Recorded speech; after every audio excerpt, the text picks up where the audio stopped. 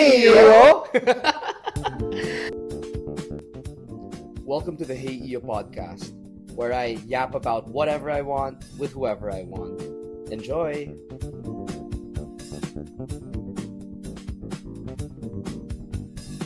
Hello everybody. Welcome to the Hey EO podcast. My name is Iyo Aquino. Today I'm joined by not one, but two guests over here. So kasama po natin si Professor Xiao Chua. Hello. Hello. Thank you for inviting me. Thank you, Sir Xiao, for coming. And of course, yung President ng August 21 movement, si Sir Volt Bohol. Hello, sir. Thank you for inviting and coming to our Ano pala, Hey Volt podcast na pala ito. Ninaka. I wish this is our house, Volt. Pero very, very timely no na magka-episode tayo today because syempre, kasama natin yung aso ko dito, si Chingling. Hi, Chingling. Hello, Chingling. So, babe. Actually, nung nag-guesting si Kiko D here, yung last episode namin, biglang lumabas si Chingling. Tapos, kasi I think we were talking about impeachment or something. Hot topic siya. Tapos, naging interested tuloy yung aso ko. Wow, talaga naman this. It's an erudite dog. Ano pala siya? Politically aware yung aking aso here. Okay, so... Dogs in Philippine history. Oo nga eh. So, makikinig ka? Sige. Okay, mag-start na tayo. So, I'm doing this episode, naka-yellow tayong lahat. Si Sir Xiao is in a Ninoy Aquino t-shirt and kaming dalawa ni Sir Volt, we're in our Atom t-shirts here. We're doing this in commemoration of Ninoy Aquino Day. Yes. As I will be releasing this ng August 20 or August 21. Bahala na si Batman dyan. But I just want to get a gauge of kung ano nga ba yung, I guess, starting point nyo in terms of your interest in our hero, si Senator Ninoy Aquino. And that's why I invited them kasi they're both coming from different backgrounds pero may common interest kami in terms of our love for si Senator Ninoy. So, doon muna tayo sa nakaranas ng assassination ni Senator Aquino. Okay. Sige. Go, Sir Volt. Edad dito? Hindi naman. No, because I was I was in grade 6, no? When I heard about the assassination of Ninoy Aquino. So, Okay. I remember my parents, we were at our dining room, after lunch na ito, and I noticed both of them talking about someone who just died or was killed, something like that, because there was this concern between their faces. And ang initial, at grade 6, at my age at that time, siguro naman, I definitely did not know Ninoy. I have no idea who he is. And in fact, what my first impression then was that both of them were discussing about a relative of ours because that's how they were concerned. So it was after lunch of August 21, 1983. And then after that, it just so happened that my school, my grade school, the Angelicum School, was right behind Santo Domingo Church, where Ninoy's body was eventually brought because of, there was too much, the long lines at Times Street is not able to really accommodate anymore the people who wants to see his body one last time. And so they brought the body to Santo Domingo Church, and there I was. I saw the lines with my own eyes. And then, talagang I remember my school having irregular classes then nung week na yun. So yeah, that was the turning point. Ang aga, no? Talagang I was really young and was hooked on Ninoy immediately after, Parang young ka pa until now, sir. In fairness, oo. Maraming salamat. Mapapadalas ang guesting ko dito. Kaya ko sinasabi. Joke lang. So, Grabe naman. I saw my father, I saw my mother, how invested they were with what happened kay Ninoy. My father has a company at that time, and I remember him bringing all his employees, sinasakay niya sa mga, sa mga sasakyan, service ng company noon. And then he brought them to Ninoy's body. And later on, of course, we will discuss further perhaps sa mga rallies dinadala niya, yung mga empleyado niya. Ayos. Wow. And kasi syempre kasama na rin kami doon, mga kapatid ko na bata rin. I have a curious question, Bolt, ano? Hindi ka nakipila nung nandun sa Santo Domingo? Alam mo, ito in my memory, as far as my memory is concerned, alam ko, gusto ko pumila, but perhaps because maybe I had this, I know that I was too young, and I know that that Ninoy experienced a violent death. Baka parang yun, because my parents, I know that it was a violent death, and maybe nasa subconscious ko na I was too young to see something like that. Do you regret?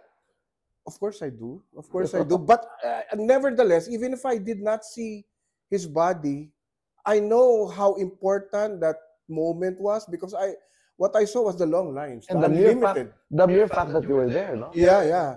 Yeah, nice. So immediately after my school, I can already see the long lines. So it's ano talaga non-stop that whole week.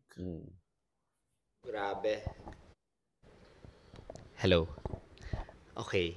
Thank you for sharing that, sir. I think that's very interesting. How old were you again nung time na yun? 11. 11 years old, grabe. So, Yeah. I could only imagine I guess yung perceived trauma that your parents might think na magkakaroon ka because of your experience, because of you being able to see that such a heavy experience, no? Yeah, because I know also that his body was not. They actually left it as it was when alam natin na hindi naman pinalitan yung damit. So I know how he looks like in my imagination before I eventually saw the documentaries. Pero do you think that was a good move na hindi nila tinanggal yung clothes, hindi nila pinalitan yung items on him? Kasi I think that was a choice by his mother. By his mother, of course, Doña Aurora. And it was a good choice because it was I agree with them that because Doña Aurora wanted the whole world to know what they did to her son. So, and I agree with that because at that time there was no social media, and there was censorship sa TV, sa dyaryo. Of course, the Mosquito Press was just starting. Not everyone know what someone who was just been salvaged. That was the term before ng EJK. They call it salvaging. So, anong itsura ng sinasalvage? This is what it looks like. Wow. Kaya naman, Sir Sia, ano yung parang naging turning point for you in terms of your interest kay Tito Ninoy? So, of course, I was born 5 months after the Aquino assassination. But there's one story I'm going to tell you, no. So my parents just got married, mga July 2 yan. Birthday ni Imelda Marcos, okay? Pero if I can remember right. And then August they were in Manila. So nasa Manila Central University sila, MCU, Caloocan, EDSA. I think galing sa MacArthur Highway yung procession from Tarlac. Taga-Tarlac kami eh. Pero hindi nila doon nakita yung karo. Yung sasakyan kung nasan yung kabaong ni Senator Aquino. Dumaan sa harapan nila. And I was 3 months in the womb of my mother. So parang feeling ko, baka merong kinalaman din yun dahil, di ba, parang, na-feel ko siguro na there's something happening na maraming tao or whatever. I attribute that. Galing, ha? I attribute that to be the start of siguro something. Pero sa totoo lang, it was really my first my grandmother kasi idol niya si Ninoy eh. And marami siyang nawalang kaibigan ng martial law. So definitely anti-Marcos. And then, pero yung turning point talaga dyan was in 1993 during the 10th anniversary. Kasi ABS-CBN, nag-run sila ng yung I have fallen in love with the same woman 3 times. Ginawa nilang ad yun. Si Jose Marichan yan, no? Jose Marichan, di ba? Yung tula ni Ninoy kay Cory nung nasa kulungan siya. So, ginawa nilang ad yun with Ninoy and Cory's picture ng wedding day. So, parang, and then, Hindi ko alam na 10th anniversary. So, I went to the library just to look at Alfonso Policarpius Ninoy, The Wailing Martyr. Po pictures yun eh. Bata ako noon. I was grade 3. So I was 9 years old. Tinitignan ko, nagka-interest talaga ako. And then, lumabas na may mga ads yung ABS about the Ninoy assassination. And then, may documentary si Ces Drilon on the Aquino assassination na lumabas sa Channel 2 na napanood ko rin nung grade 3 ako. And then, I went to the plaza, August 21, 1993. Tapos may kinuha akong poster. Ang nakalagay doon sa poster, picture ni Ninoy, nakaganon. Tapos nakalagay doon, Ninoy Bayani ng Bayan, parang hindi dapat kalimutan ng mamamayan or something like that. So, I got that. And so, that really piqued my interest. I wrote kasi bata ka nun eh, maliit na comic book on the life of Ninoy. Meron akong mga ganong mga project noon eh na... So yun, talagang kumbaga naging... Hindi naman obsession, pero talagang very interested ako. And then, yung interest ko kay Ninoy, naging interest ko siya to the martial law years. Kaya eventually, nung nag-aaral ako ng history, yan yung parang pinili kong expertise. My very final paper in my BA history ay yung years ni Senator Aquino sa kulungan. So, yun yung focus. Parang, for me, aside from his death, yun yung greatness niya talaga eh. No, yung pinakita niya na kahit na makulong siya ng 7 years, talagang hindi talaga siya kumampi kay Marcos kahit yun na yung paraan para lumaya siya. And he even had a 40-day hunger strike to protest yung mga extrajudicial killings at that time and the human rights violations. Yung mga yan, importante yan kasi doon mo makikita na hindi, kasi eventually, di ba, Volt, yung later on na historical distortion about Senator Aquino, na parang fake lang lahat ng yon, gimmick lang lahat nila ni Marcos, magkaibigan talaga sila. So parang doon mo makikita na hindi, he was very sincere, 40 days kang hindi kumain, no? Yan ang kanya. I think that's the core of his heroism talaga. More than the death, more than the martyrdom, was a 40-day hunger strike. So yan, pinag-aralan ko yan, and eventually nga, eto na nga, napakaganda, na ang pinaka-highlight talaga ng pagiging makaninoy ko, I think recently, meron ako na-influensyahan na very proud ako. Si Alvin Campomanes does now Ninoy Studies. No? Wow. Kami yung magkausap kasi nung estudyante kami sa UP noon. And then, recently, isang t-shirt businessman, ang sabi niya, yung interest niya about Ninoy came from my lectures sa online. So parang, at saka sa mga sinusulat ko. So sabi ko, wow, kahit sa kabila ng mga historical distortion nga na nangyayari, may power pa rin yung story ni Ninoy eh. It's an enduring narrative talaga. And yun yung gusto kong ipasa. And the highlight of everything is that nagkaroon ng opening ang August 21 movement. I mean, how more, ano yung pinakamatinding expression ng pagmamahal mo sa heroism ni Ninoy? Not to actually join the August 21 movement, diba? Which was created because of his death. By Boots Aquino, your lolo. Diba? Yun. So yan, kaya tayo nandito. So your career as a historian, I understand you mentioned yung enduring narratives and how that was ultimately, I guess, what described the life of Senator Ninoy. Pero as a historian, parang ano yung mga aspects of his life? You mentioned the hunger strike. Maybe you can expound on that. How does that, I guess, resonate? Or what aspects of his life did resonate with your career as a historian? Well, first of all, una sa lahat, he was a storyteller. Magnetic storyteller. And, you know, when you are a teacher, you aspire to be someone na inspiring eh. And when you listen to Ninoy, yung mga speeches niya, inspiring talaga. During the first phase of his life, before he was in prison, there were a lot of embellishments. You know, he was not perfect, ano? Talaga magimik talaga siya. And the other thing that resonated was because I still believe I'm a Christian, ano? So, yung kanyang transformation from being a traditional politician, and then, kasi he was not perfect. Even some of the people who knew him are saying na talagang he was really traditional politician.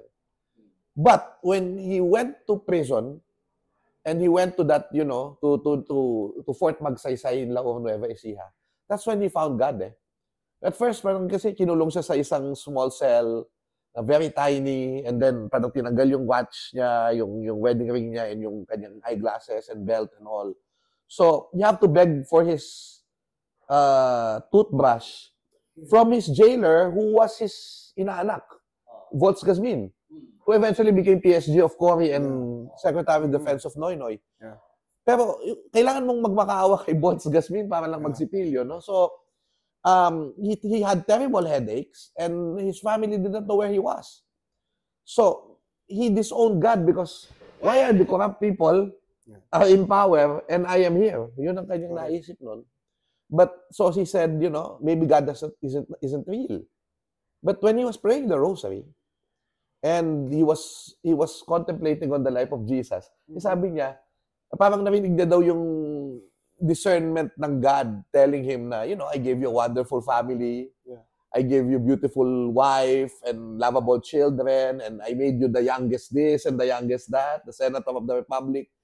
And then you whimper like a spoiled brat in the smallest tribulations that I gave you. And that's when he realized that he wanted to actually dedicate his life to God. And not only that, okay ba? Yan. Nagtuloy pa, okay. Into bringing, and he wanted to dedicate his life to God and to bringing democracy back to the Philippines. So hindi na yung parang dati kasi, he was so ambitious eh. He wanted to be president of the Philippines by 1973. Of course, Marcos spoiled that when he declared martial law. But after that, he just wanted to help in the restoration of democracy. And that's why he went back, even if he had kasi nag-exile siya sa US, di ba? Para magpagamot. He had a happy family life there. He was a free man in the United States. But that's when he came back home and to say na, I want to help in restoring democracy. So yun, I guess that's resonated with me na a traditional politician can actually be transformed. And when he becomes transformed, he becomes not just a leader, but a servant leader.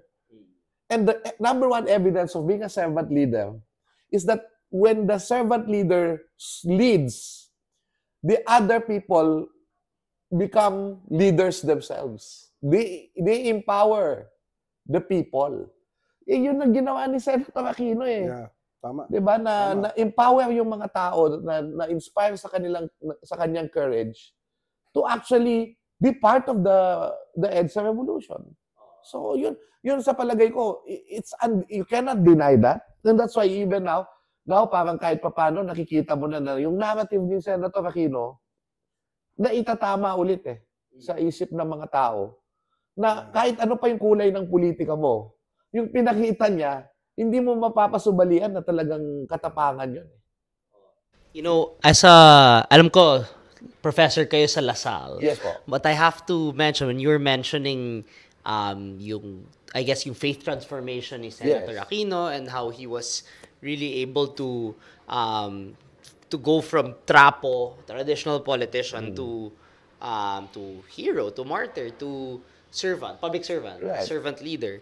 Naalala ko si St. Ignatius of Loyola. Kasi very similar yung experience nilang dalawa na parang he was a general, he was in the army, and ambitious. Hindi ba? Ambitious. And then he got canonized. Kasi di ba si St. Ignatius is the only saint that got canonized twice. Kasi yung unang canonization niya, totoong canon talaga. Tapos yung pangalawa sa Vatican naman. Tama yun. I did not think of it that way. Pero okay, so for Sir Volt naman, you decided to... I'm sorry, I have to say this. Volt, pasensya ka na.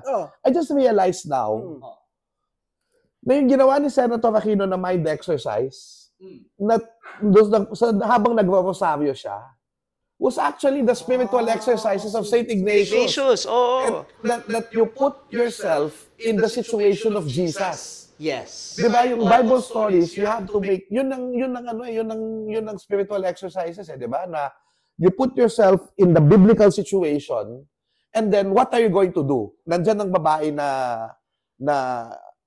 parang papaluin. Babatuhin dahil siya ay isang, prostitute. Are you going to be the one who put the stone or throw the stone or what? Diba? Yung ganun yung exercise. It just dawned into me now na that's actually the spiritual exercises. He placed himself in Jesus' story. That's why he was able to realize na mas malala pa yung dinanas ni Jesus kaysa sa kanya. And that transformed him. Ang galing, ang galing. Sorry, Bolt. No, so you can now, yes, sa please. kulungan yun, Sa kulungan. Usually, no? Yes. Ginagawa na yun. I think that's a very very fascinating yung connection actually. Right. Yung kay Senator Ninoy and yung kay St. Ignatius, and just inspiring to see yung faith journey ni Senator Aquino in terms of how it really shaped his work. He was also a magic seeker in a way. Magic seeker. Excellence and all. Kaya kami pressured sa family mag-Ateneo eh. Delo ko lang, guys. Buti lang, nasalyan ako.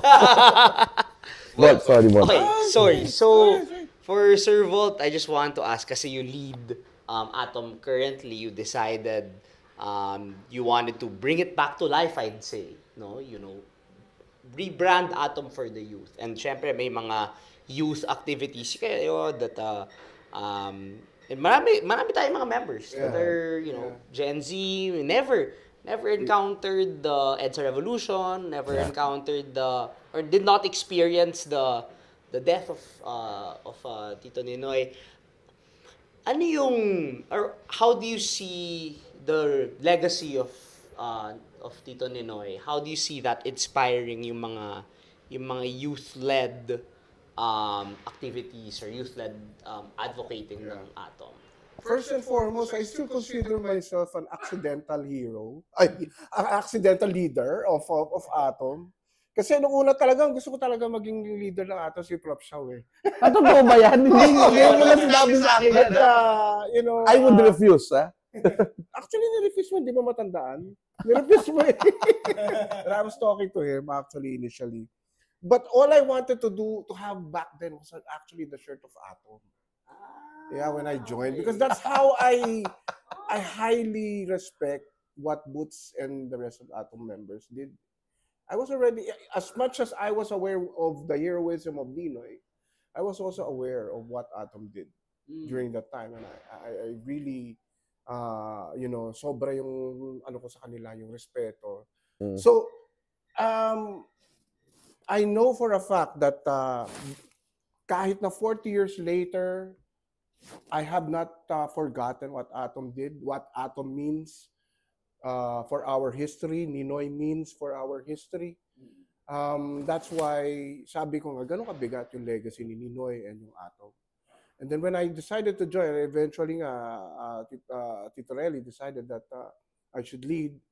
And that's when I started to really contemplate on how Ninoy will be palatable again to the present generation. The same way that it was, how much his life struck me when I was in grade school initially.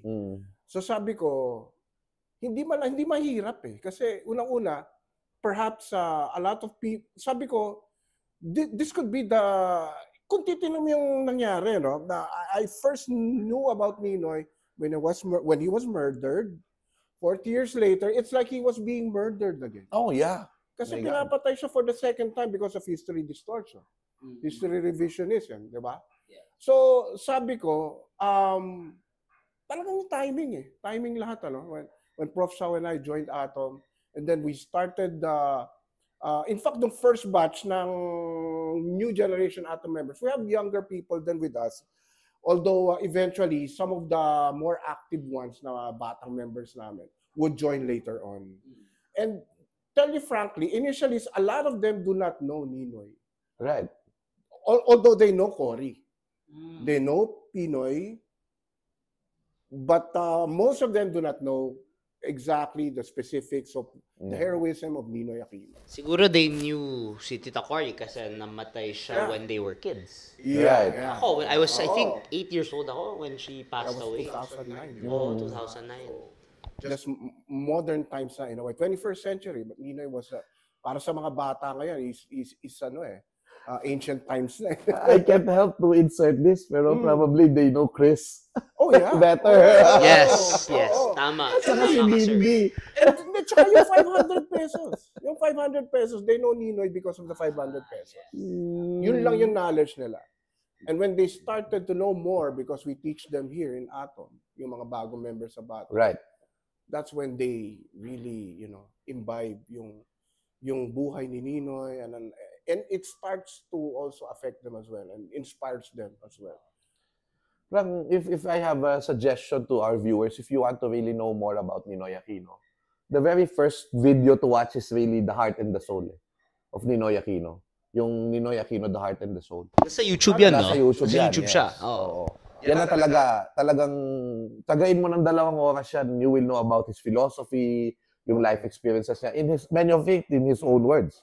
Like yung speeches niya. So yun. Ako yung first documentary ko ni Ninoy, and in his speeches, yung 11 Days in August. Yeah. Yun talaga Maganda yun. yun. Paulit-ulit yun. Grabe. After from 83, 84, I started watching Betamax tape pa nun. Ano yung pinagpapasa-pasa kasi bawal parang yun kontrabando yun eh. Oo, bawal pa yun Oo. ng time na yun. So I remember my dad getting copies from Makati. Tapos yun, and that's where I first knew about his brother, Boots, your lolo. Yung mga video na yun. I'm curious because you were 11 years old when that happened, no? Ano yung general vibe? Kasi you were mentioning parang contraband yung tape na yun. Ano yung parang general vibe when it came to people interacting with or learning about or talking about Tito Ninoy nung that time, nung 83 to 86 nung may not martial law pero nung Marcos time pa. Ano yung considered de facto martial law? de facto martial law? Yeah. Well, it's not hard to really to engage or watch a Ninoy speech even.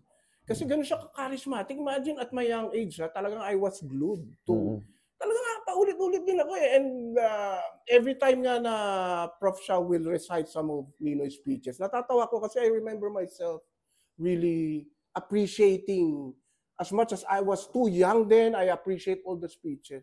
Very down to earth eh. Even, I must even say na parang, siguro kid-friendly siya in the sense na it's easy for kids to understand even for grade schoolers or early high school. I want to clarify lang, no. Nung time ni Tito Ninoy, I mean after namatay siya nung 1983 to 86. Yeah. In terms of how I guess censorship was at the time, was it difficult to talk about Tito Ninoy? Kahit charismatic siya, syempre kung bawal, edi ano yung naging ano yung overall sentiment at the time? Well, as far as my stock knowledge goes, even before Ninoy was killed, I remember some of my older cousins would tell me na yung bayan ko that you should not be heard singing that. Correct. Because if someone hears you, you'll be in deep trouble singing that. So makakantahin yan. Basta yun yung mga bata ko.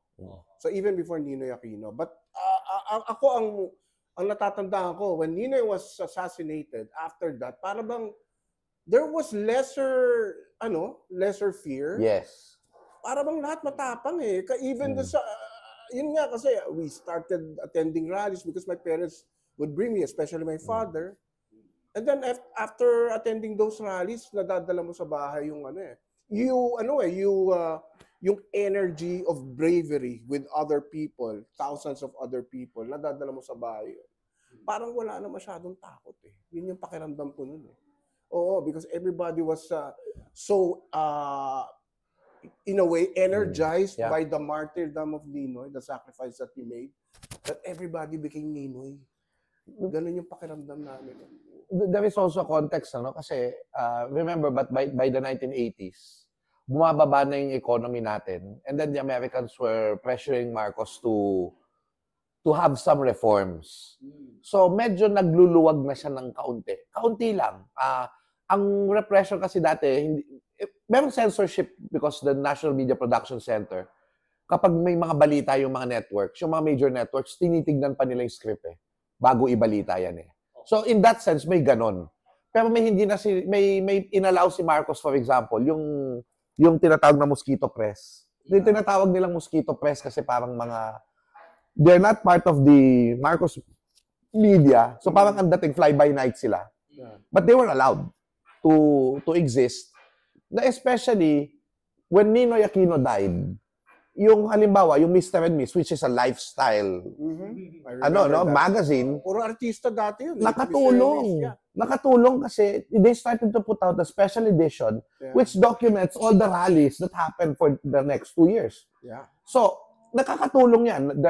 I just acquired a comic book from a collector, from a second-hand seller, from 1983 or 1984. Buhay ni Ninoy, comic book.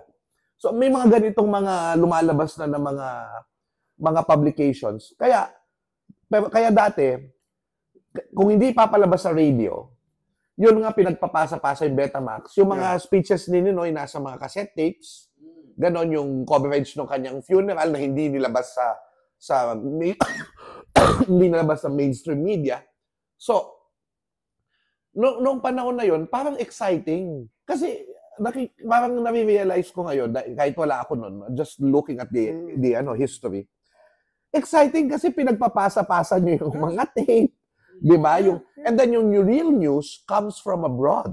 Yeah. So, ang ginagawa ng mga tao noon, kung meron kang kamag-anak sa States, maglalabas ang yung mga San Francisco Herald, yung mga ganyan, yung mga New York Times, isa Xerox, ipapadala sa Pilipinas. Tama. So, Xerox journalism. So, halimbawa, yung fake medals ni Marcos, lumabas sa press yan sa ibang bansa. Kaso, umabot sa Pilipinas. Ganon, yun yung mga nangyayari nun. But even so, I mean, to the credit of Marcos, he was very strong. Just imagine, Ninoy died in 83. By late 85, nakaupo pa siya Yeah. His downfall was really the snap elections. Yeah. Nung nag-decide siya na he's going to call a snap elections, that's actually doon siya na nagkaroon ng nagkaroon ng lamat yung kanyang image because challenge nga siya ni President Cory. Yeah. 'Di ba? At nagkaroon ng dayaan nung elections na yon. Kaya parang nawalan siya ng credibility. Yan ang nangyari diyan. At sa tao at si Cory Aquino, people are always saying, and I have to clarify this in this podcast.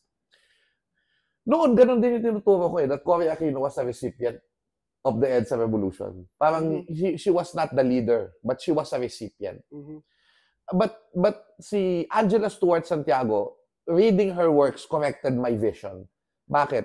Kasi you have to remember that when the Marcos Comelec declared that he is the winner, di ba? Tapos nag-walk out pa yung mga tabulators ng Comelec. And then in the NAMFREL, nananalo si Corazon Aquino.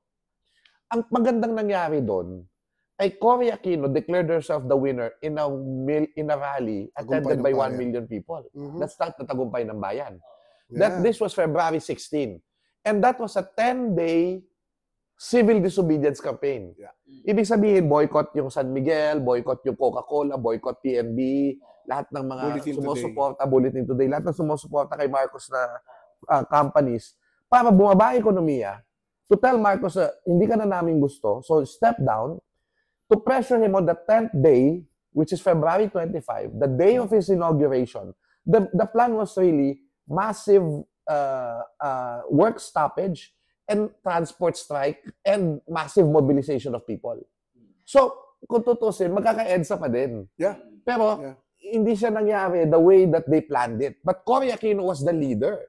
That's why when the coup attempt of Enrile failed and was nalaman ng mga ni Marcos, and then they started to say na we're bolting out from the regime, ready ang atom, ready ang mga tao. Na dala-dala nila si Senator Ninoy Aquino. No? And dala-dala nila yung name ni Cory Aquino. And that's why Cory Aquino is the legitimate leader of the revolution. Yun yung makikita natin doon. So, yun yung mga panahon na yan. Tinatanong mo about the milieu, about the people. Parang yung mga tao, nawalan na rin ng takot because nag-a-unravel si Marcos. May sakit siya. Diba? Nakikita mo sa TV, may mga bandages na siya sa bandages sa kamay, bumabagal yung pagsasalita. So, ganun. People were seeing already the cracks. And that's why when people power happened, talagang nag-all out na yung mga tao.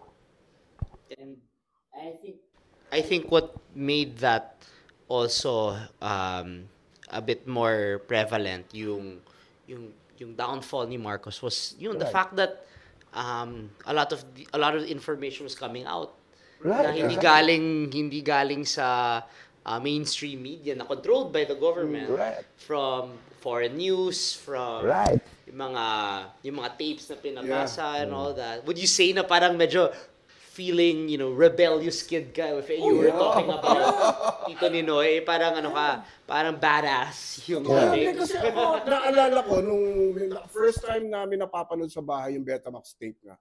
By the way, para sa For the Kids Now, no, Betamax is the precursor of VHS na naging precursor ng Laserdisc, naging VCD, naging DVD. So, tapos naging USB. yeah, when you start watching something like that on Betamax tape, pakiramdam mo you are a rebel. And it's it's like, Parang ang cool. it is resisting. It is a form of resistance. When you're able to watch something like that na bawal, technically, sa mainstream. Hindi So, ganun hindi naman lahat ng paglaban sa pagbaril at sa sigawan eh. There's what we call creative resistance. I have to also bring... Sige, ikaw muna. Hindi, gusto ko lang i-connect ito dun sa a much earlier trauma or experience namin bilang Generation X. Nung binan yung Voltes 5 before Ninoy was assassinated. That was 78. Masakit yun And then after that, I never forgot, I harbored this ill feelings against a dictator. Sabi ko, I never ko nalaman yung ending ni Voltes 5. Then when Ninoy happened, kaya parang natanim na sa akin yung pag-resist. At ang sarap ng feeling na nakakapaghiganti ka na sa pagkakaban ni Voltes 5. Bale may parang may pop cultural Right. significance yung resistance to the dictatorship. Ask every Generation X. So, tanim sila. I want So, halimbawa, just add, Iyo. When, for example, the Apo Hiking Society, no? Taga-Ateneo yan, no? So, you love them.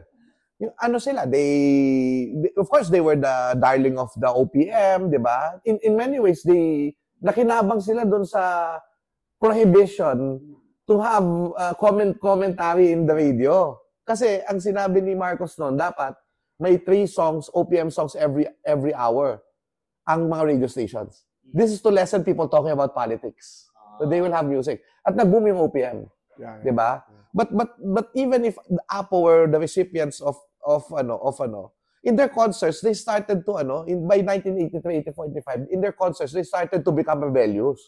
So, halimbawa, pinalitan nila yung SM jingle, di ba? Here at SM, we got it all for you. Tapos parang kumanta sila about IMF World Bank and how heart center, lung center, kidney center nyo, kayo'y mahirap. What can you do? IMF World Bank. We bought it all, we've bought it all for you, something like that, no? So parang yung SM jingle pala is not parang 80s pa siya. 70s, 80s pala siya. So yung ganong klaseng creativity na yung mapaglaro yung Pilipino, yung humor. Di ba yung kalimbawa, si Galman, alam natin si Galman na-identify, yung supposedly bumaril kay Ninoy pero fall guy lang. Oh, yes. Na-identify siya because ang nakalagay sa briefs niya, Rolly. Correct. Kaya may mga placard nun, brief lang, tapos nakalagay, a brief encounter with history. Correct. Mga ganon. So, excuse me po. So, ganon yung mga tao parang may ganong makikita mo sa mga placards, creative. Tapos, another creative resistance invented by August 21 movement ay yung jogging. Oh, yeah. Kwento mo nga about yung jogging. Kwento ko na yung jogging. Actually, I wanted to ask you nga, Sige, parang sige. yung we were talking about the pop cultural significance of, or the pop cultural connection to yung resistance against the dictatorship and for Senator Ninoy. like, ano yung, I guess, how is that connected dun sa formation ng atom, sa history ng atom, and yun, sa roar, sa jogging? Yeah, ano yung connection doon? Yun nga, kasi before, as I mentioned earlier, no, yung Voltas 5, which was a phenomenon at that time, pre-internet, pre-social media, ito lang naman yung kaligayahan namin. No? Bukod sa maglalaro ka ng patintero sa labas ng kalye, pero pag alas 6 na, Voltas 5 na, talaga lahat kami nasa loob ng bahay. And then all of a sudden, Marcos will ban something like that. Parang, oh my goodness, di ba? Everybody was into it. You know, it's like siguro, sabihin natin, it's like banning BTS right now. O paano mararamdaman ng mga army pag binan si BTS, di ba? Ganun yung pakiramdam namin. Pinoy Big Brother na ngayon. Pinoy Big Yung Brother na big PBB. PBB. So, and then, kaya parang there is a sense of satisfaction para sa mga batang Generation X on time na yun to really join the resistance. And now, you were talking about how it connects to Atom, no? Of course, your Lolo Boots, the brother of Ninoy, he became an inspiration also to us. Kasi yung pagmamahal kay Ninoy, na ipasa sa kanya, this is way before Tita Cory became, decided to run for president. Yeah. So it was Boots who was really the face of Siya the yung opposition. siya yung front runner. Oo, Siya yung napunta sa kanya yung pagmamahal, hindi kay Ninoy because physically, Ninoy is not with us anymore, but he is with us in spirit. Pero, Pero Boots looks like Ninoy. Boots looks like Ninoy. In fact, I think he's more handsome kasi artista si Lolo Boots mo Oo, tsaka mas matangkad, di ba? Oo. And he sounds like Ninoy. Sounds like Ninoy for some of us, no? So, ganun, yung naging charisma rin ni Boots. And then, of course, Atom was like, ako, bata ako, tingin ko sa Atom, ang cool Sabi ko, cool nito mga na to I mean, it's not the traditional activists, but they are like, parang ang cool, the logo. Wow, parang sabi ko, it was really something. And then there was this jogging that Atom decided to start, no? 1984, this was immediately after, siguro mga 2 months after Ninoy was assassinated. They started holding this jogging in Luneta. Kasi nga, nung time na yon, parang napaka-delikado pa rin yung panahon na yun, magde-demonstration ka sa kalye, and they thought of something more innovative and parang friendly sa mga government forces. And they can't be arrested for it. Oo, they can be. Kaya nga ang bili ni Tito Relly noon sa mga participants ng ROR, run on for Nino yun, di ba? Run on for Aquino and let's make sure of Marcos. So usually ang bilin lagi doon ay no chanting, no slogans. No slogans. So jogging lang tayo. And they have the Atom flag. Usually magda-jogging yan from Luneta or CCP area and then diretso yan sa Baclaran where they will disperse automatically. Walang speeches. Walang speeches. No nothing. Diretso simba yun. Pero galing nun kasi I see that as I guess, creative adjustment to the situation at the time. Na parang bawal or frown upon yung chanting, yung traditional forms of protest. So they had to find alternatives. So, feeling ko... family friendly. Pwede yung mga bata, pwede kasama, di ba? Correct. In fact, meron kaming mga members ngayon na yung current Secretary General ng Atom, si Bien Gonzales, his family used to attend yung original na ROR. Sa Luneta, may pictures, dala-dala nga niya minsan, pinakita niya sa amin. Imagine. So, grabe. And then eventually, look at how the effect, di ba, sa isang bata. Years later, he will join Atom. Who would have thought, di ba? So, same as me, perhaps. Ganun. I want to move on to, I guess, yung mismong event of the assassination. See, for you, Sir Xiao, kasi you're a historian. Yes. You look at all these different aspects of an event, whether it's yung historical context, yung historical milieu at the time, and then there's also the symbolism behind certain things. Ano yung, I guess, historical significance ng symbolism of the assassination? Well, first of all, you have to look at anthropology. Okay. No?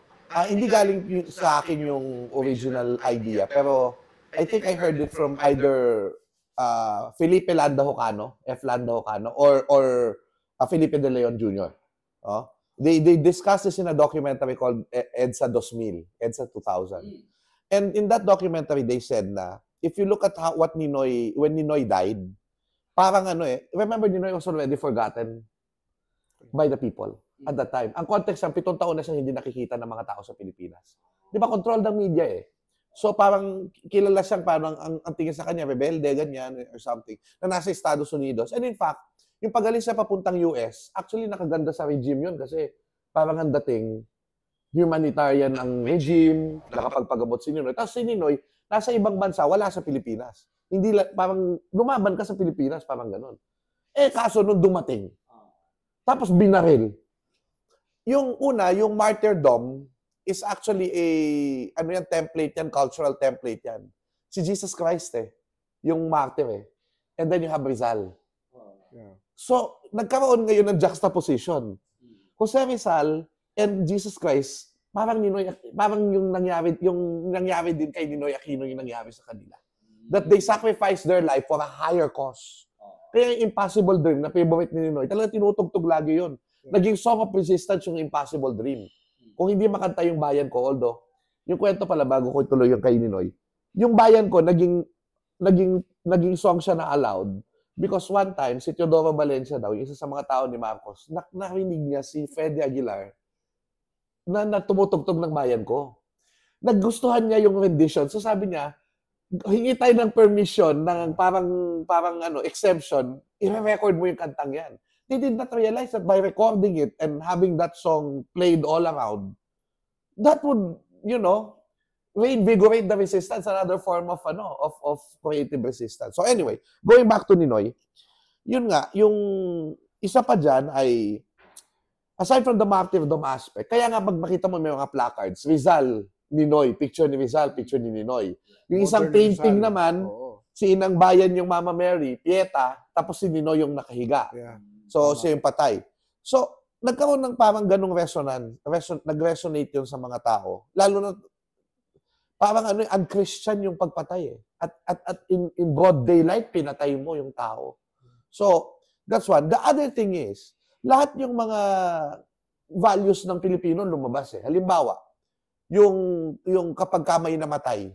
Parang una, si Marcos parang yabang. Di ba? Parang yumabang na siya, lumaki yung ulo niya. Ayaw ng tao sa mayabang. So, parang naiinis na yung mga tao sa kanya. Then the other thing is, yung tinatawag natin na pakikiramay, pakikipagkapwa. Kasi nung namatay si Senator Aquino, yung naramdaman bolt ng mga magulang mo, akala mo, kamag-anak mo yung namatay sa sobrang apektado. Yes. Ganun yung nangyari. Parang nagkaroon ng pakikiramay sa nangyari kay Ninoy. Kaya nagpuntahan. Naging pagkilos. Tapos pag nakita mo, lilitaw din yung bayan yan. Kasi magbibigay kapag may mga patay na ganyan, 'di ba? Yung mga pila noon, may magbibigay ng tubig, may magbibigay ng sandwiches. Na nangyari din sa EDSA Revolution. So yung ganung mga template na makikita mo na lumilitaw, doon mo makikita yung importansya nung assassination ni Senator Aquino as a cultural event. Kasi kung sans political lang yan, baka mahina pa. Kaya nga, di ba, very political lang mga nangyayari ngayon. Hindi naman sumasama masyado yung tao But when you understand it in the lens of culture, doon na mas naiintindihan ng tao. Iparamdam mo sa tao na hindi lang ito tungkol. Kasi ang nangyari dyan, Senator Aquino was assassinated in an airport na supposedly secured by 1,000 soldiers. Tapos napasok kayo ng isa. Yeah. So ang dating sa tao nun, if Senator Aquino cannot be secured by 1,000 people by the regime, paano pa tayo pagtatanggol ng regime na ito? Bilang karaniwang ako si Juan, ikaw si Juana. Ganong nakita ng tao yun Yeah. Na parang hindi na kaya ng regime na ipagtanggol tayo. So yun yung makikita mo rin dyan. Wala na yung usapin dyan na, of course, people were pointing at Marcos. Hindi naman tayo sure din doon. Di ba? Basta alam natin, military ang tumira. Di ba? Pero that's beside the point. The point is, whether ikaw ang nagutos o hindi, the mere fact that the Ninoy died under your soldiers, supposedly protected by your soldiers, and then napatay siya, wala. You're a useless regime. Yan ang ano dyan. Yan ang nag-usapan ng mga tao. No? Interesting yung, I guess, the gravity of the cultural impact of that event. Yeah. Could you think of other cases? Last na lang. Yes, go lang. Yung isa pang nakita natin, di ba? Yung footage ni Senator Aquino, na di ba nakasalampak siya sa lupa na gano'n. Tapos, hinihilang parang baboy, pasakay sa Absecomban. Ang naalala ng tao doon, yung spoliarium ni Juan Luna. Correct. Di ba? Naalala mo yun, di ba? May ganong hinihila yung patay Oo nga, no? So, may ganon, may mga nagre-resonate siya sa culture natin. Talagang naging event, talagang phenomenon yung pagkamatay niya. Parang yung Wherever You and Kennedy was shot. Ganon ng impact sa Pilipino na. Everyone remembers. Bolt remembers. Where they were when they heard the news. You mentioned Kennedy. May mga iba ba kayong maisip na mga world figures, mga public figures that had that same impact in their own impact ni Ninoy in 1983 Philippines sa kanilang mga bansa? Siguro si Mahatma Gandhi. Yes. Unang-una. Yun yung naisip ko. Oo, di ba? Kasi unang-una, pareho silang non-violent. Which, kung gusto ko lang ma-connect na rin sa Atom, eventually, Atom embraced that ideology. Active, non-violence. Ahimsa. Ganun so, nung sinimula, nung finorm ang Atom noong 83 after Ninoy was assassinated, kung titingnan mo talaga 3 years later, yung pag-embrace sa ganung paniniwala na active non-violence, it culminated to EDSA. So, ayun yung role ng Atom dyan, especially your Lolo Boots and the original batch, no? Ganun. Kaya, grabe, ganun kami kasaludo talaga doon sa... Ako, hanggang ngayon, lagi kong... I don't know if... perhaps Prof. Shah will also agree with me. Atom is like the modern day version of the Katipunan. Yun pa rin ang tingin ko sa kanila because 100 years apart lang yung kanilang Pero they were both at the time the Katipunan were inspired by Jose Rizal. Yes. 100 years later you have Atom inspired by another national hero, Ninoy Aquino. Which by the way are being compared almost identical ng pinagdaanan ng buhay. Yeah. 'Di ba? Tapos ito, I tell you, pero dito angat si Ninoy ng konti kay Gandhi. Remember that India is one of the most populous nation on the earth. Pero 500,000 lang ang pumunta sa libing niya. Si Ninoy Aquino, 1 million. When ang description talaga ng mga tao, ng mga broadcaster noon, Ninoy's funeral was bigger than Gandhi's. So parang ang laking impact talaga sa mundo. In fact, I'm going to tell you something. If you're going to look at it, yung totoong mga sikat na Pilipino talaga, well, not discounting Manny Pacquiao, pero sa world of sports kasi siya ngayon, at ngayon siya sikat, no? Pero yung pag nakita mo, 4 na tao lang ang pinakasikat na Pilipino na makikita mo sa mga libro, 2 tao, 2 mag-asawa. Imelda and Ferdinand Marcos, Ninoy and Corazon Aquino. Sila talaga yun, top yun. Top talaga yun. So, yan ang assassination is the reason why. Kasi parang naihanay si Senator Ninoy Aquino ngayon, saka mga katulad ni Martin Luther King, who also advocated for a non-violent resistance. So, yun ang makikita mo diyan na yan yung mga parang nahanay siya sa mga martyrs ng human rights at democracy.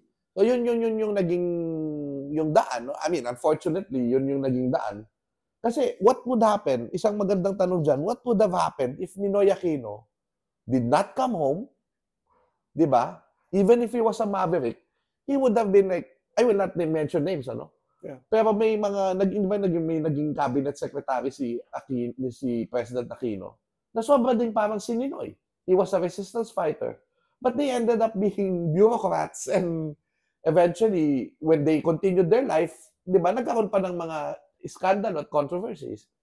But Senator Aquino, who died at 50, 'di ba, parang even those who do not admire him, 'di ba, they cannot really belie na talagang his intention was really to restore democracy, 'di ba? And he offered his life for it. Yeah, yun ang malinaw sa mga tao sa buong mundo. May naisip ako question. Ano to? Alternative history. Yeah. So ano yung magiging predictions niyo about Ninoy Aquino's life if hindi siya pinatay? Ano yung mangyayari? Ano yung mga sa tingin niyo would be... Do you want to speculate, Bolt? Ako tingin ko kasi, let us remember, no? Ano ba yung reason ba't umuwi si Ninoy? Ferdinand Marcos was sick. So, ang balita nun, he will die anytime soon. And at that time, there was no proper succession.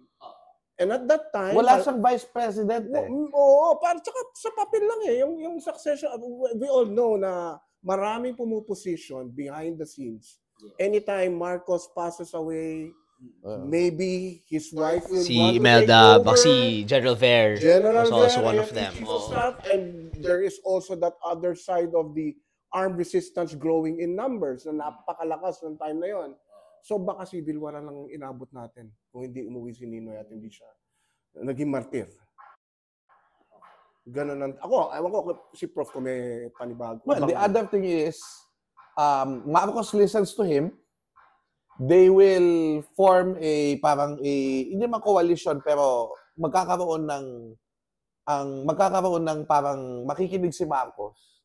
And then magkakaroon ng elections kasi ang election naman nun, sorry. Yung election naman nun ay para dun sa Batasang Pambansa 1984. Kaya rin siya umuwi is to strengthen the opposition. Pero kung makikinig si Marcos sa kanya, ang fear ko dun, either maging successful politician siya ulit and he might become president, or magmumukhang para siyang stooge ni Marcos. Parang magkakampi na sila, parang gano'n, para lang maibalik yung demokrasya. Ang mangyayari, parang magiging kakampi ni Ninoy si Marcos. Yun yung ano, na hindi ko alam kung ano yung magiging epekto sa reputation niya. Yun din yung ano doon. Sa tingin ko, Ninoy will not allow something like that to tarnish his persona or his legacy. Kasi sa kulungan pa nga lang never siya nag-compromise eh. Correct. So I think he will still be careful about Marcos using him. Yan, maganda. Diba? Parang ganun. Pero optics din eh. I will tell you. That if you're going to look, and this is like Ignatian again, if you're going to look at the Ninoy Heart and the Soul documentary, di ba may sinabi doon si Teddy Benigno na kung Ninoy wanted to go back home because he wants to talk, he still believes that Jesus Christ is in the heart of Marcos. And that is why he thinks that he would listen to the Jesus Christ, he would talk to the Jesus Christ in the heart of Marcos to help him restore democracy, having elections and all of that, and allow a pre-election. Alam mo, ano yun it's very Ignatian. Kasi kaya nga si Pope Francis, akala mo parang nakikialam sa iba't ibang issue. Pero kasi Pope Francis, who is a Jesuit, he sees Jesus in everything. Yun ang pagiging Jesuit eh. You see Jesus in everything. Finding God in all things. God in all things. So, yun yung nakita ko na Ninoy wanted to engage with Marcos because he believes that there's still goodness there. And you will also see this in the Sandra Burton book, Impossible Dreams. Sinabi niya, nag-interview siya ni Sandra Burton bago siya, nasa Taiwan sila, na parang kaibigan ko si Marcos, baka makausap ko, parang si Anne Frank, may goodness in every man, parang gano'n. Na parang kapag nakikita mo, di ba, parang pag nakikita mong puno ng corruption, totoo ba yung sinasabi niyo, Ninoy? Di ba? Totoo ba yung sinasabi niyo, Anne Frank? Pero I think that is also what he said, di ba?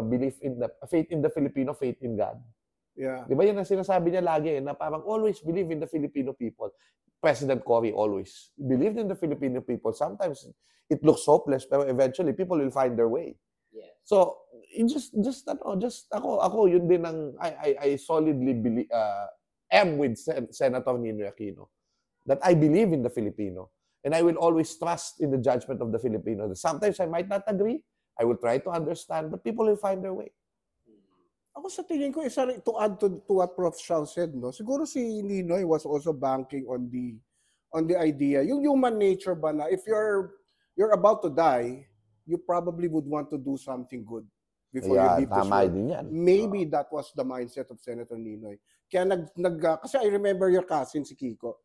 I think there was a private conversation between us. Nabanggit lang niya sa akin na parang hindi pa rin niya mag-gets yung tiwala daw ng lolo Ninoy niya ng pag-uwi na how we would trust Marcos to listen to him. But maybe it was because Ninoy knew that he is dying, and maybe a man who is dying would probably listen to him, to an idea like that, to bring back democracy, maybe leave something positive for the nation. Baka yun baka yun din yung Parang that's a testament to his character. Yung character niya that he developed in prison. Right. Definitely. As someone that is, less of the world, more of God, di ba? Parang, very very hopeful yung paningin niya in terms of how he sees people. Diba? Yung mas forgiving siya, hindi siya, parang, yung galawan na is not playing by the game na eh. Diba? Ganun yung politiko eh. Diba? Playing the game, strategy, patronage. Patronage. Pero ngayon, I mean, it was really, like, God help us already. Let me talk to Marcos. God intervene in this situation. Yun yung tinitingnan ko as his mindset. I mean, if you're in the shoes of Ninoy, di ba parang may lagi sinasabi si President Cory na meron siyang mga scenarios na tinitingnan di ba? Pero, I mean, just imagine yourself in the shoes of Ninoy. If you go home, I'm sure talaga you'll be in trouble. Yeah. I mean, you will not run as a free man. You're free in America. Di ba? Tapos bigla, eto ka, makukulong ka ulit. Yun yung best case scenario. Makukulong ka ulit. Di ba? Pero sabi rin niya, baka mamatay siya, patayin siya, at pag pinatay siya, yun na daw yung pinakamagandang mangyayari. Kasi maaaring may mangyari. He probably believed na that would trigger some things. He did not know at the time. Parang Prof. Sa'yo ko rin ata narinig yun na initially he was hoping that he will not be killed until he arrived at definitely. What was this Asian country? Taiwan. Doon niya na-realize na maybe this is it. Kasi in-interview na siya, di ba? About the Yeah, kasi the mere fact that he prepared a bulletproof vest, that means that yes, he might one of the scenarios is he will be killed, but he is a human being. He knew that he wanted to preserve his life. He wanted to live, to see freedom. He wanted to talk to Marcos. Dahil there was a time daw na nung panahon na siya ay nakakulong pa noon, kinukuha siya ni Marcos just to talk kasi wala nang makausap si Marcos. Dati binobola siya, di ba? Kaya, nakikipag-usap sa kanya si Marcos. So, he risked everything Parang, but he still had plans na parang, I have to try my best to. Yung hindi naman ako yung magsusugal dito. Pero yun na parang, alam mo yung forever image sa'yo na yung kinuna nung journalist na video, na di ba hinawakan yung likod niya? Yeah. And then, nag-iba yung itsura niya Nakakita siya nung una Yeah. Pero tapos parang, boss, pinapaimbitahan po kayo, sabi nung tao, di ba? Kinamayan niya. Tapos saan tayo pupunta? Hindi siya sinasagot. Saan tayo pupunta? Tapos hinawakan yung likod niya. Pagtayo niya, iba na itsura niya. Kumagat siya sa labi. Yeah. And then, ang plano nila ni Ken Kashiwahara, yung brother-in-law niya, who's a reporter, sabi niya ganyan, kapag daw sabi ni Ken, when they take you, you tell them that you are with me, that I am with you, and that you should join. So, yun yung plano para may kasama si Ninoy.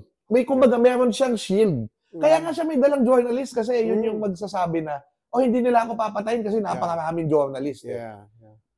Kinabahan, kasi di ba dinala na siya ngayon, sumama na. Hindi umano si Ninoy. Hindi niya tinignan si Ken. Yeah. Sinabi lang ni Ken, Ninoy, I'm joining you. Yeah, come on. Gumanon lang siya. Hindi niya sinabing, let him join me. Kasi I'm his brother-in-law, you stay put, you just take seat, sabi lang ng tao. Hindi na siya nakahabol ngayon. Yeah. So, yun yung vital yun Paano kaya kung si Ken ay sinama? Yeah. Di ba? Baka patay din si Ken. Possible. Hindi natin alam. Kasi makikita niya yung mangyayari. So that was really, yun yung talagang parang, nung napakagat na siya sa labi, parang, he knew that he's going to die. And, he could have just said, I'm staying in this plane. Di ba? I'm going back to Taipei. Yeah. Di ba? Bring me back to Taipei because I will be a refugee. They're going to, outside, they're going to kill me. But he did not do that. Dire-diretso. He faced it. Lakad eh. He faced it. Mm. Oh my God. I'm sorry. Sige. Yun. Ang bigat. Sige. Grabe yun. Yeah. Yeah, I can't help but process yung I guess just understanding the motivation ni Tito Ninoy when he was going down the plane or was about to go down the plane. May encounter na siya knowing that he would get shot and he still went. Yeah. He still went out of the plane. Hindi siya bumalik sa Taiwan or anything. Right. He had all reasons to go back, but he didn't. And I think that decision, puts the nail in the coffin for me and to make me think na, okay, talagang bayani talaga tong si Tito Ninoy na to. Because, it goes beyond politics already. Exactly. It goes beyond narrative because you're never gonna experience that fame if you're gonna get shot. Diba? Yeah. It will all be useless. It's all useless, yes. Diba? And yet, ginawa niya, not because he knew his name would be revered forever. I mean, I don't think anyone really thinks of that. I mean, they'd want to experience that if ever, but for him, he never. I mean, it's the frailty of life. He did not even see the yellow ribbon. He didn't. Yes, tama. Yung kanyang bilin di ba? Yung yellow ribbon. Yes. Oh, I think it was actually the opposition led by Doy Laurel ang nakaisip nun yellow ribbon. That wasn't really si Ninoy. Ninoy said, magpakulo kayo. Ninoy said, magkaroon kayo ng pakulo. Okay. So the Puyats, the Estrada Calaos, sila yung nakaisip ng Taya Yellow Ribbon. Yeah. Oh, so, yun. Sina Doy, of course, everyone, they nagano na sila, nag-mobilize na sila. Putting yellow ribbons everywhere, August 21. So, yan ang kaya may Taya Yellow Ribbon. Kasi, di ba yung kwento ng Tony Orlando and the Don Don, may isang preso na nagsasabi sa kanyang irog, na kung mahal mo pa ako, sana makakita ako ng isang yellow ribbon. Taya yellow ribbon round the old oak tree. It's been 3 long years. Do you still want me? 3 years sa exile si Ninoy. So parang nag-match lahat yun eh. Pare. So hindi nila kulay yung yellow. Sa laban, hindi naman yun ang kulay nila nung 1978. White yung mga t-shirt nun eh. So, nagkaroon ngayon ng... So parang di ba, doon sa song na, now the whole damn bus is cheering. And I can't believe I've seen 100 yellow ribbons round the old oak tree. Yun sana yung gusto nating ipa-feel kay Ninoy. Nasa cars, nasa kotse, nasa mga bakod. Hindi, he was not able to see those yellow ribbons. And in fact, yung mga followers niya, naka-Ninoy t-shirt sila, pero hindi yellow Ninoy t-shirt yun. Yeah. White Ninoy t-shirt. Yun yung unang panahon pa, yung laban shirts eh. Pag chinek mo, pagka binalikan mo yung old video with Boots Aquino, naka-white siya. White Ninoy shirt yung suot niya sa airport. No? When he and Doy Laurel was designated to announce the bad news, diba, to the crowd. Kitang-kita yung suot niya na white. Wala namang naka-yellow. Yung yellow ribbon, meron. Atali sa mga ulo ng mga tao, but not In fact, naghiya kasi 'di ba may nagbalita na parang may nabaril, ganyan. Nabaril si Ninoy. Actually, nagkaroon ng hope yung tao eh. Nagpalakpakan. Naminig ni Tessie Aventa eh. Nagpalakpakan. Naku, nandyan na si Ninoy, nandyan na. Buhay. Iyon pala, si Boots pala yung nakita. Akala si Senator Aquino. Kaya naghiyawan yung mga tao. And then, patay na pala talaga. So, oh my God. Yung time na yun was very, very interesting time for the Philippines and interesting time especially for Atom. Kasi syempre, that's when bigla lumabas si Atom and then nagka-roar and all these things and you're continuing it until now.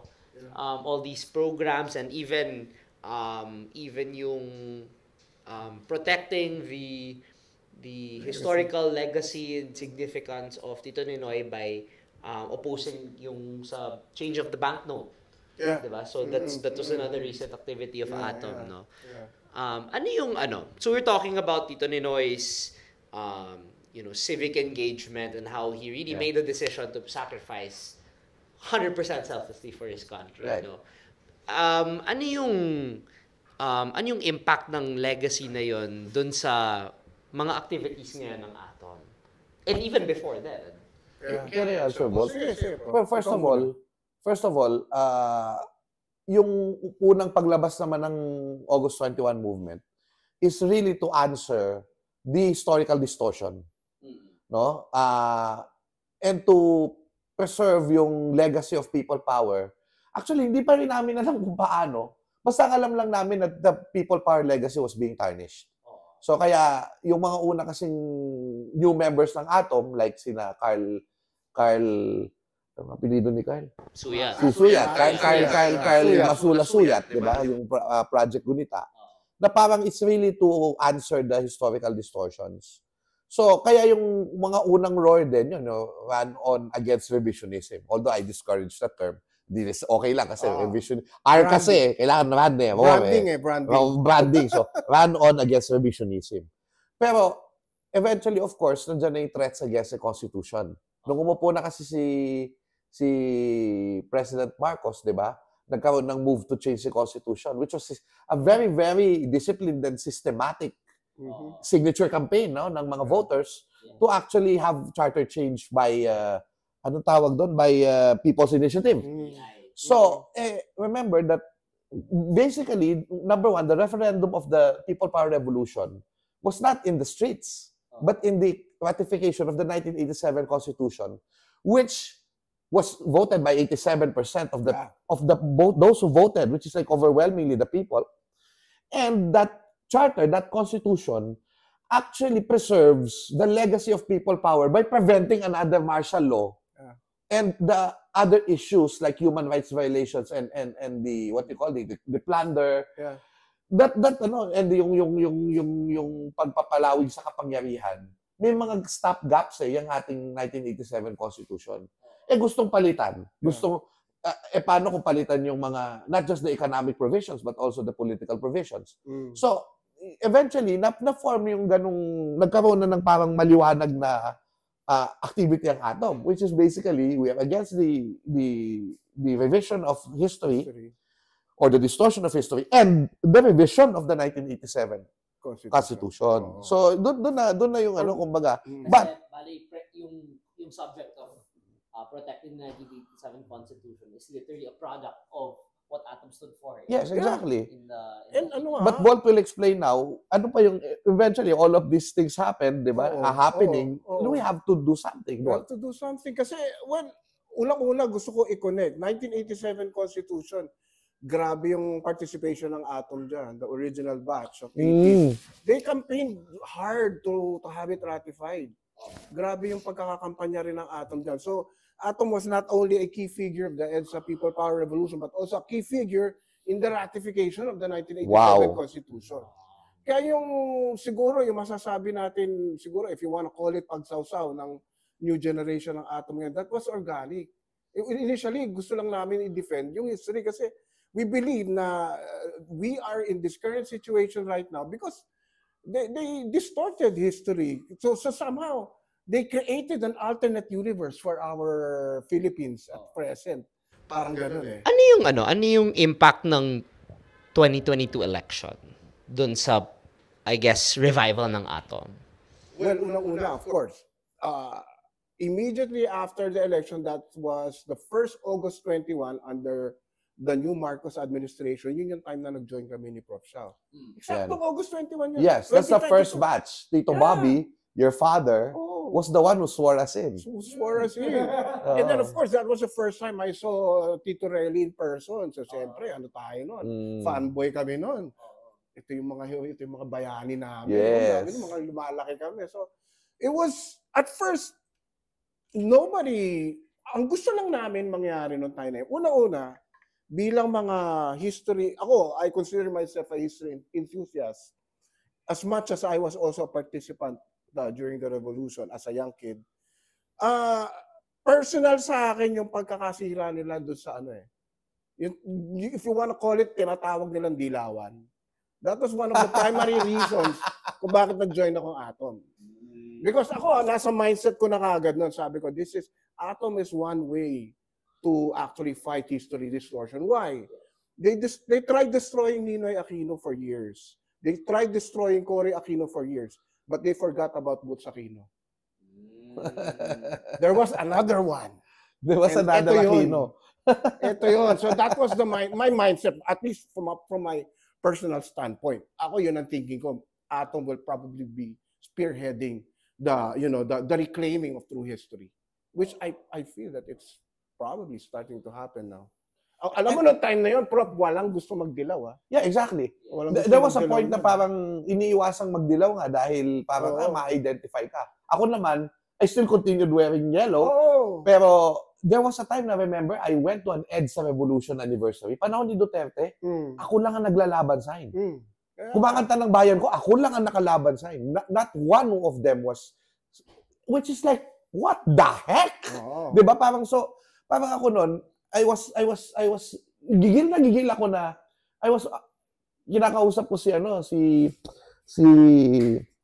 tong, itong uncle ng ex ko? Edmer Cader. Tito Edmer Cader. Hindi ba pwedeng sumali kami sa Atom? Ganun na kami. Kaso, hindi naman na sila active. At that time. So parang ako, I was interested in, dapat tuloy na magkaroon ng new Atom generation para kapag EDSA Revolution Anniversary, may totoong mga taong nagsusulong ng EDSA na nasa anibersaryo. And I Diba? think Atom embodies the actual origin of the color yellow resistance noong panahon na yon. Okay. Ito yung nakalimutan ng mga trolls. Kasi Hindi nila lagi, diba, na-take up yan eh. lagi nilang sinasabi, Ninoy Cory lang elitism, oligarchy, Oo. ganyan-ganyan sila. Pinag-initan nila ng todo, Ninoy Cory. They forgot about another one. Yung Butch militant Butch Aquino and version. Atom. So, di ba? So, I think that was the best way to actually reclaim history. Yun yung mindset namin. No? And I think for a lot of people, we had become an alternative. Na parang, hindi naman kami napakarami. Actually, we do not really recruit people. People gravitate kung gusto nila. Parang to lang, join Atom. Facebook Messenger lang yung yung reach out sa inyo. Madalas i-describe in his old articles or write-ups ni Tito Mon Pedroso, one of the original co-founders, na ang Atom nila noon ay ragtag group. Alam mo kami, I would describe us as super ragtag group. Wala kaming opisina, wala kaming budget. We meet Mas super ragtag regularly. kami kung ragtag Yeah, sila noon. we have flags. Yun ang actually kaya alam mo yung mga flag na yan, talagang pinoprotektahan namin yan. Those flags are a treasure. Kasi yung one of our original flags, 'di ba? Naalala mo nung isang SONA, kinonfiscate talaga yun. Talagang nakipag-negotiate kami sa mga politiko para lang maibalik yung flag na yun. Siyempre, may tumulong na kaibigan dyan. Pabangkitin ko na, maraming salamat kay Sir Teddy Lopez. Yes, hello, Teddy Lopez. Yun na nga kasi yun lang ang kayamanan natin. The flag makes it iconic, I guess. When we go to those rallies, kahit 7 lang kami, kung 7 yung flag, parang ang dami-dami namin. Alam mo yun, parang ibang klase yung Atom Naging, parang nagkaroon siya ng, yung branding niya At nakalimutan nga nilang i-troll ang Atom. Hindi, never nila na ano yun. No? And in many ways, if you're going to look at it, sometimes alternative kasi yung iba parang ayaw nilang maging radical. So, gusto nila na kumilos, pero ayaw nila nang mag-radicalize. But in all fairness, and again, I might not always agree with them, pero we felt respected by the not them and some of the leftist groups. Kasi alam din nila na sincere ang August 21 movement from the time of Butch Aquino and hanggang ngayon na talagang kumilos para sa taong bayan. Hindi lang yung politika, hindi lang yung pagkakaroon ng power. 'Di ba, Volt? Kaya we thank the people in the left kasi yun na minsan naging speaker pa si Volt sa mga rally nila. And kami naman open naman kami kasi syempre coalition building 'yan. We don't necessarily totally agree with the philosophy, pero may isa tayong pinaglalaban ngayon Good governance, 'di ba? Sundin ang constitution. Doon sa sinasabing pagtutuloy ng impeachment forthwith, 'di ba? Well, ganon, 'di ba?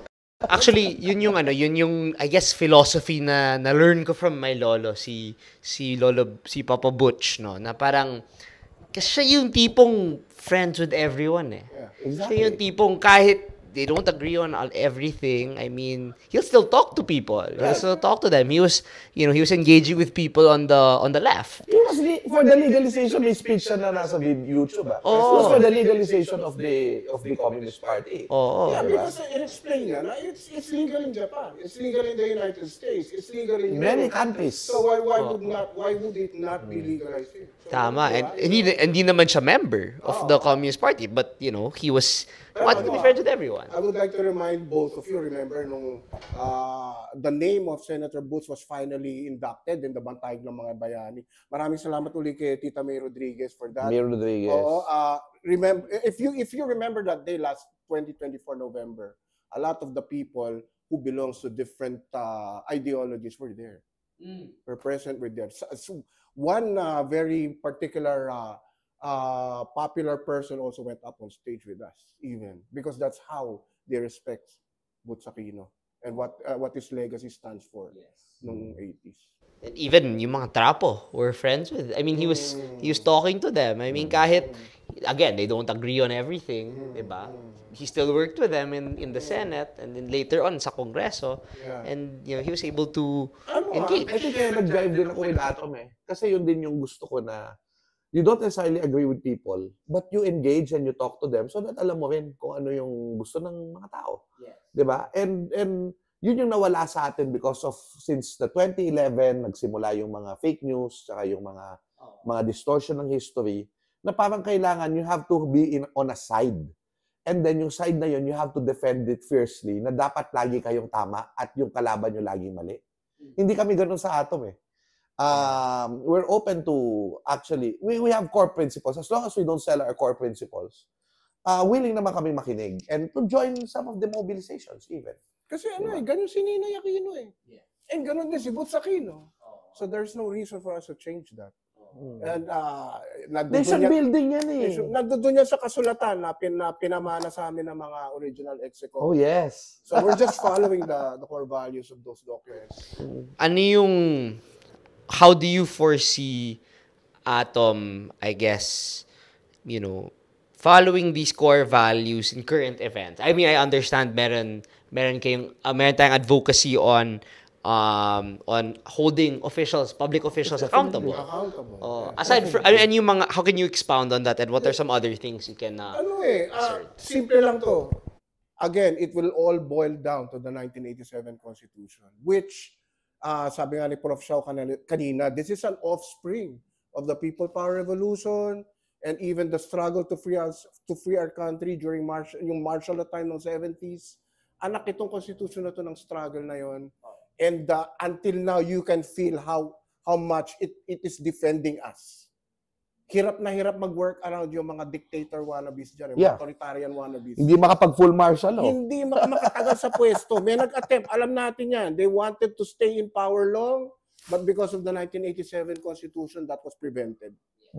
Now, it is being threatened again by another workaround of not following the impeachment process, which is very much indicated clearly in the Constitution. So yun, doon din kami doon kami nanggagaling ngayon sa Atom. We're not personality-based, but we are issues-based. We are after defending the legacy of this Constitution. It's not so much about that person being accused right now of corruption or whatever in that impeachment, but it's more about accountability. Because if we allow this to pass, wala nang maho-hold accountable. It will not be good for our country. It's about following the process. Yeah. Following the process in the Constitution. I mean, at the end of the day, yung issue ngayon is not whether, at least now, it's not whether guilty ba si the person we're talking about or not. It's really just, they're not following the process, period, to hold this official, to give these officials their day in court. Yeah, if Boots Aquino is alive today, he will probably be sitting here with us and agreeing with us. Yeah. So I want to ask my final question, and given your current context, so kayo, Sir Xiao, you're a professor of history, you're in the academe, ikaw naman you're shaping the minds of the youth, essentially. Tapos kayo naman, sir, you're leading a how do you describe? Parang group, a history protecting group History vanguards. History vanguards. Oh, At least that part of history. You know? Oh, history vanguard kayo. You're organizing, people from different walks of life. I'd consider Atom, no? Very diverse. So, and we keep mentioning earlier I guess yung downfall ng reputation of the yellow color and what it stands for. No. So, if you were to think of a way to, I guess, reintroduce yellow to Gen Z, Gen Alpha, ngayon, how would you do it? Ano yung magiging kwento, essentially? Ako yung pinakita ng Atom talaga yung yellow na palaban. Palaban, pero nasa tamang lugar. Diba? Yung advocacy na non-violent ang ating gagawing resistance, na we will use creative resistance to do our fight for freedom. So yun, ako yun naman. And yung pinakamasarap dyan, yung commemoration. Kasi hindi ibig sabihin na you live and fight for today's issues, ikakalimutan mo yung nakaraan. In fact, the past and your understanding of the past enhances the way you fight today. Yun yung makikita mo doon. Yung mapagpalaya ang nakaraan. Dahil binibigyan kanya ng perspektiba, ng mga aral, at ng paralelismo. So, halimbawa, kung sa ngayon, di ba, parang ang nakakalimutan kasi natin yun na yung nakaraan is actually tinitingnan din natin yung sa lente ng kasalukuyan. At yung kasalukuyan ay pwede natin tingnan sa lente ng nakaraan. So, ibig sabihin, without being so obvious, you can actually fight using history. By resurrecting the lessons of the past, you're actually already hitting issues of the present, which the August 21 movement is doing. Na makikita mo na yung ugat lahat ng mga problema natin ngayon is actually hindi natin sinusunod ang aral ng nakaraan. Andyan ng 1987 Constitution. Pilit nating sinasubvert.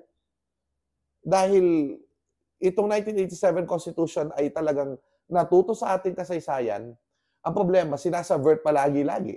Diba? Yung party list system and all of that, ginawang para sa elite ulit. Diba? Yung mga ganyan. Pero hindi dapat tayo tumigil. Yun ang ano natin. We want to use history so that it will not just become a relic of the past, but actually a useful lesson na magagamit natin to inspire us and to make us have better decisions in how we fight today. Vol. Ako yung sa yellow na questioning mo, no? Lagi namin sinasabi sa mga younger generation members namin na ang yellow nanggaling yan, hindi naman nagkaroon ng improper connotation na ang yellow politicians, yellow political party. Hindi naman eh. Kasi we go back to the roots of the yellow, the color yellow. Nagsimula yan, grassroots. Sabi ko nga, grassroots. And it was organic. There was no politics involved. I mean, granted, you're talking about resistance to the dictatorship. But walang tumatakbo, di ba? Yeah. Kasi nung time yun, pag nagsuot ka ng color yellow na ribbon sa ulo mo, pakiramdam mo malaya ka. So it was a form of resistance. It was ano eh. Ang major political party nun, si Unido, green yun eh, di ba? Hindi yun yellow. Hindi yellow And yun. even yung kay Ninoy na Lakas ng Bayan, laban, was not yellow. It's white. And the Liberal Party was never yellow for the longest It wasn't yellow at the Only time. 2010. Yeah. Pero of course, pag binalikan mo yung mga old videos, kasi dahil the yellow became a form of resistance and a protest, color, by all sectors, ha? Yeah, lahat na nagjo-join doon sa mga rallies noon were carrying yellow flags. Even the Liberal Party, which was in hibernation at that time in the 80s, were suddenly coming out with yellow Liberal Party flags. Pero hindi pa officially the color of the party. It was more of a protest color. So, yung time, yung ano na yun, yung kulay na dilaw na yun, nung time na yun, that was an aspiration. It represents our aspiration to be free. Yes. So that was yun talaga yung pinagsimula ng yellow. And that is what we are trying to bring back also. Na yung kulay na ito, it's an aspiration. It's an unfinished aspiration that we haven't really reached yet bilang bayan at bilang mga Right. Filipino citizens. I think it should continue to be our aspiration until we finally yung promises ng EDSA sabi nga nila EDSA was a failure. No, it's not. Because It was not. Hindi Definitely. pa tapos eh.